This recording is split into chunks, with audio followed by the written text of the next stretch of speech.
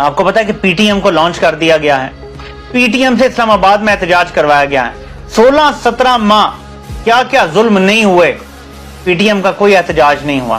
جیسے امپورٹڈ حکومت گئی اور علی وزیر اور محسن داوڑ جس کا حصہ تھے, جن کے ووٹوں پہ شہباز سرکار کھڑی تھی, وہ حکومت ختم ہوتی ہے اور ایک دم اسلام آباد میں جی ہم نے جلسہ کرنا ہے, لانگ مارچ کرنا ہے, آ جاتے ہیں.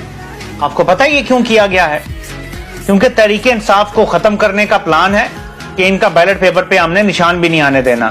تو پھر جو پشتون ووٹر ہوگا اس کا غصہ یہ چاہتے ہیں کہ پی ٹی ایم کے ساتھ جڑ جائے. اب وہ جڑے گا تو آپ کہیں گے کہ پی ٹی ایم کے تو بڑے خطرناک نعرے ہیں, وہ تو آج بھی نعرے لگا رہے تھے, یہ جو دہشت گردی ہے اس کے پیچھے وردی ہے, تو اس کو ذرا سمجھ لیں. پی ٹی ایم نعروں کی حد تک ہے.